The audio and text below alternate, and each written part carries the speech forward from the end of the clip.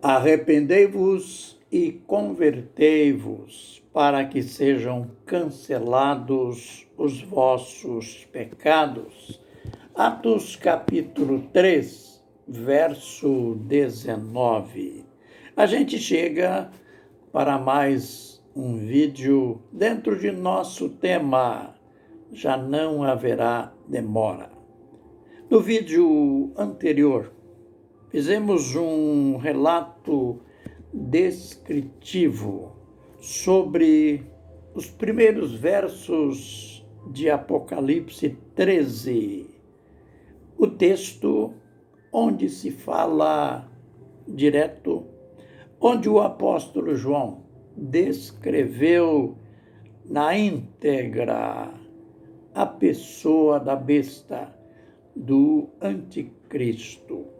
Olha, de quando em quando a gente ouve algum comentário de alguém que diz que os apóstolos, que Paulo, por exemplo, não se envolveu em falar de anticristo, em falar sobre o assunto nas suas epístolas.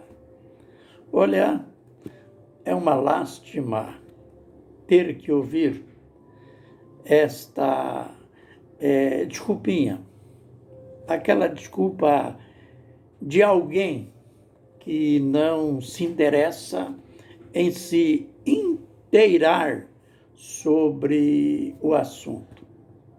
Eu quero citar agora, antes de citar Paulo, citar o mesmo João da ilha de Patmos, o mesmo João do Apocalipse. Ele, em uma de suas cartas, note bem o que João escreveu. Filhinhos, já é a última hora. E como ouviste que vem o anticristo, olha ele falando no anticristo aqui. Filhinhos, já é a última hora. E como ouviste que vem o anticristo, olha, logo ele falando isto. E é interessante que ele usou esses termos. Ouvistes que vem o anticristo. Será de quem que eles ouviram? Logicamente, dos apóstolos. Logicamente, dos escritos proféticos. Agora, falando-se de Paulo, como que Paulo não falou, não escreveu sobre o anticristo? Isto é ridicularizar o apóstolo, submetê-lo à negligência. Ele falou sim, e falou de modo muito claro. Ele começou dizendo assim, lá em 2 aos Tessalonicenses 2, olha, ninguém vos engane com respeito à vinda do Senhor. Ninguém vos engane com palavras vãs, com epístolas, como se vocês tivessem ouvindo de nós que o dia do Senhor já veio. Numa linguagem popular, ele estava dizendo, não entrem nessa, ainda que alguém se apresente com uma grande revelação, como já aconteceu no mundo, né? Ainda que alguém diga que está falando de mistérios, não se enganem. O dia do Senhor não virá sem que venha a apostasia e seja revelado o homem da iniquidade. Sabe quem que é esse homem da iniquidade que ele estava falando? Do anticristo, o filho da perdição, aquele que se levanta e se opõe contra tudo que se chama Deus ou é objeto de culto. Ele vai chegar ao extremo de entrar no santuário e dizer que ele é Deus. Como? Como que Paulo não falou nisso? Falou e de maneira reveladora. Agora, João, na ilha de Patmos, é um caso à parte. Ele, lá naquela cadeia, naquela prisão solitária, que era pior de que a segurança máxima do dia ou dos dias de hoje. Porque João não estava apenas preso na ilha de Patmos.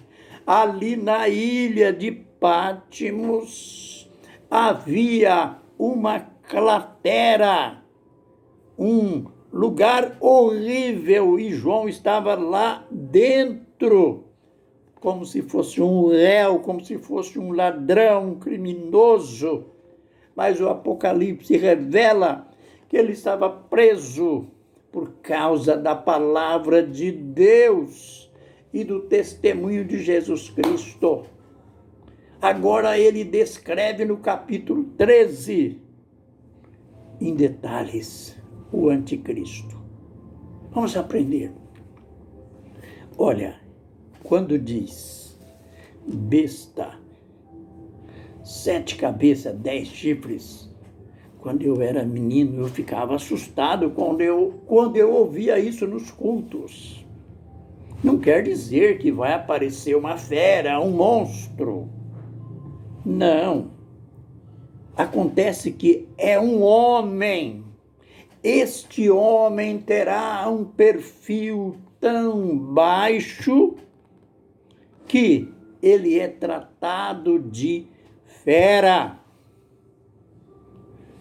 Eu tenho um CD de um cantor, amigo meu, que tem uma parte que ele fala assim: os homens foi longe demais, perderam para os animais. É lógico, ele está falando ali do meio ambiente, mas olhando de uma maneira generalizada.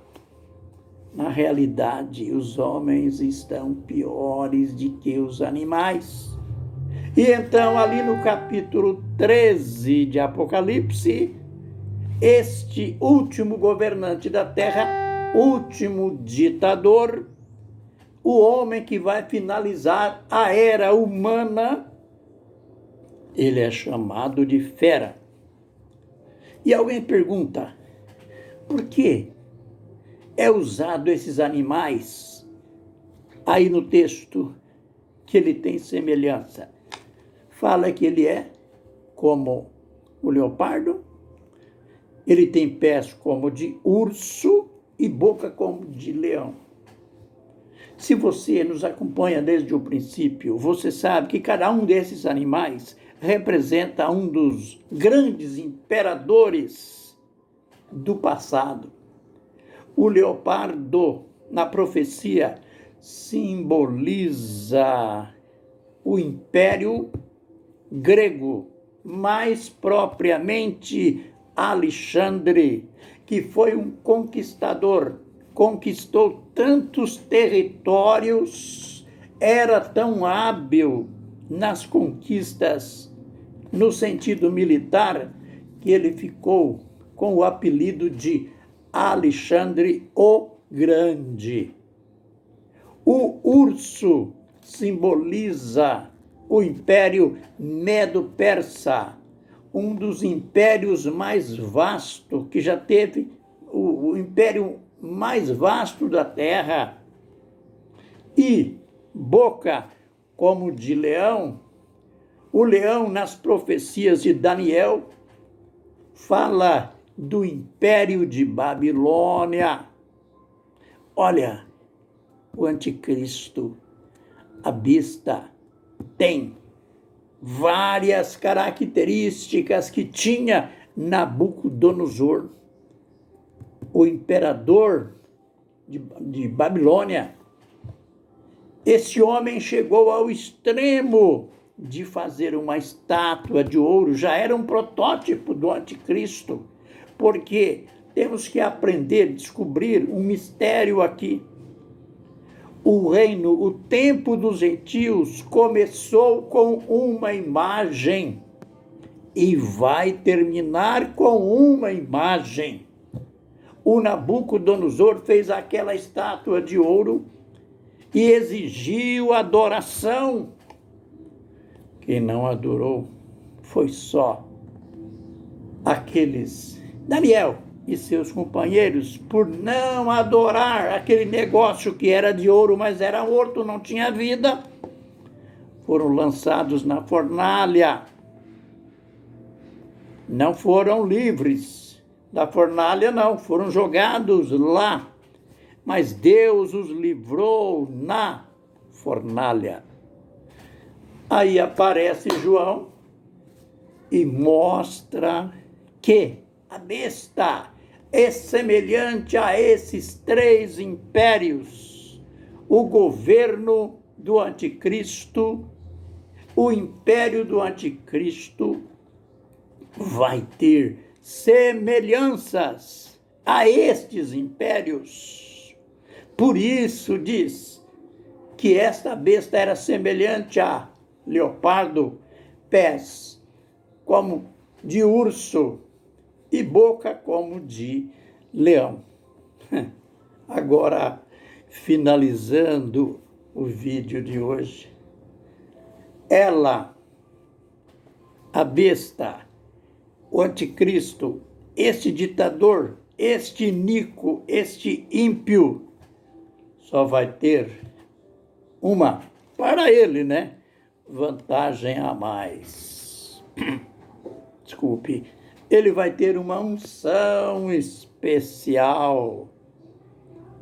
É dito no Apocalipse que o dragão que quer dizer o diabo, vai lhe dar o seu poder, o seu trono e a sua autoridade.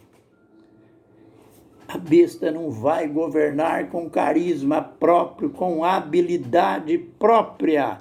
Vai governar sob a égide, sob a direção, sob o domínio do anticristo. A gente para por aqui. O assunto é vasto. Outras lições virão em futuros vídeos. Que o Senhor nos abençoe e nos guarde. Que o Senhor faça resplandecer o seu rosto sobre nós e tenha misericórdia de nós. Que o Senhor sobre nós levante o seu rosto e nos dê a paz. Amém e amém.